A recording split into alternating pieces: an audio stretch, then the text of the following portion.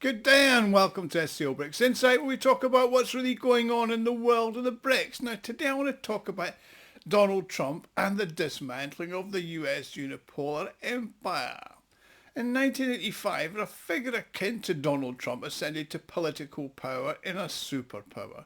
But it was not America, but actually the Soviet Union. The events of the 11th of March 1985 are of particular relevance today, not only to some of Trump's opponents, but those who fear the United States might not be able to withstand its own perestroika. Now, while any parallels I draw are purely speculative, it's worth deciding whether these two pivotal moments share any commonalities. I mean, Mikhail Gorbachev's election as the General Secretary of the Communist Party Central Committee signalled an era of reform in the Soviet Union. This is a situation that mirrors, in my opinion, the elections of Donald Trump as US President in 2016 and 2024. I mean, the feeling of the necessity for profound and systematic reform, both domestically and in foreign policy, has been very evident. The new leader was greeted with enthusiasm, particularly in the USSR and to a lesser extent in a divided America. Internationally, there were high hopes for the new leader, including an end to wars, but the Allies were anxious in a fear of betrayal. Under Gorbachev's leadership, the Soviet Union experienced a rapid collapse over the subsequent 2 years.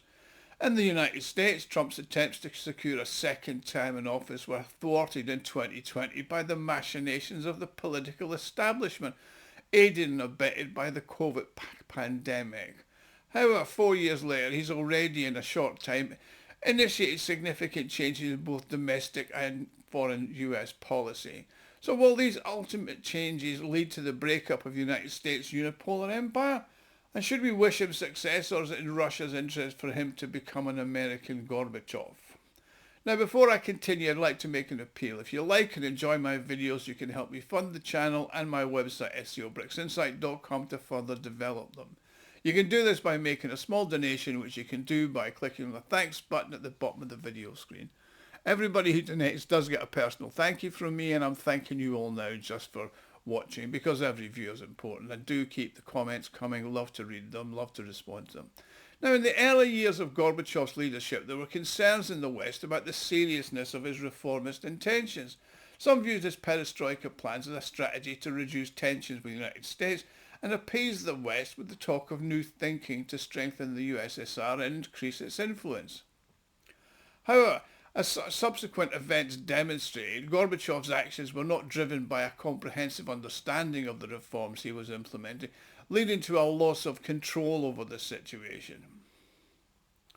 I mean, that said, despite maintaining significant authority, Gorbachev primarily utilised it to manipulate the elite, continuously changing and updating its composition.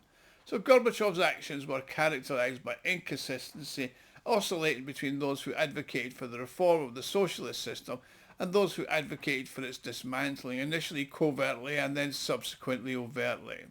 Now, this inconsistency ultimately led to the emergence of centrifugal and separatist forces within the expansive empire. Consequently, Gorbachev failed to establish a new governance mechanism to replace the existing political and economic structures. Subsequently, the countries collapsed in a few months, leading to the disintegration of the Soviet Union along the borders of the national republics. All the Soviet positions on the world stage were lost, and the country of Russia turned from a superpower into a fragment of a great empire, with the likelihood of further disintegration. The outcome of perestroika was not predetermined, despite the Soviet elite's regrettable delay in initiating the reforms in their own strategic planning. The course and quality of these reforms under Gorbachev were not inevitable, and the role of personality in history has been significant. The weakness, the lack of willpower, narrow-mindedness, to put it mildly, and the irresponsibility of the first person created the national catastrophe.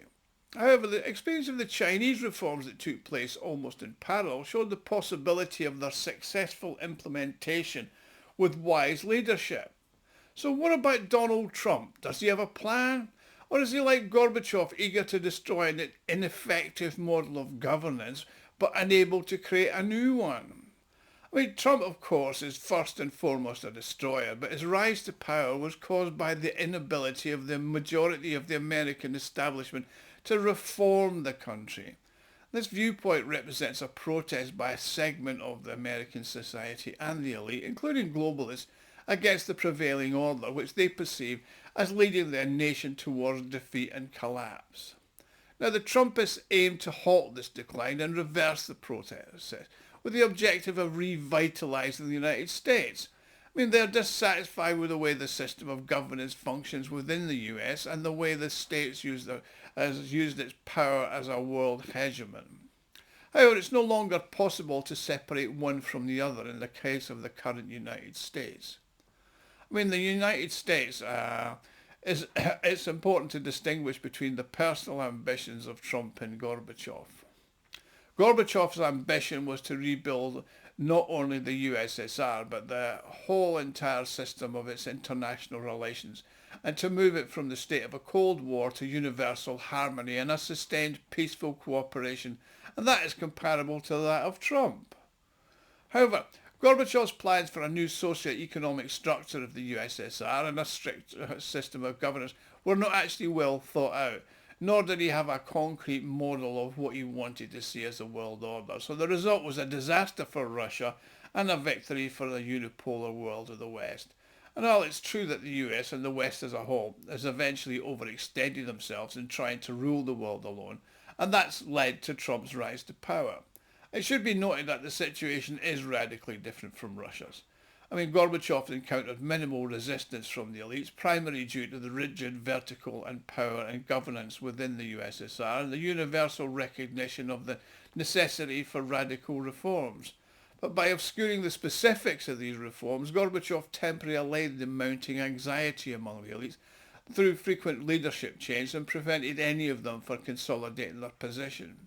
When his colleagues finally became aware of the impending crisis, it was already too late, and Gorbachev didn't encounter any external resistance. Then the socialist countries, part of the Soviet Union, power and influence were dependent on Moscow, so there was a gradual increase in national feelings and a desire to free themselves not only from the communist power, but from the Russian Soviet dictate.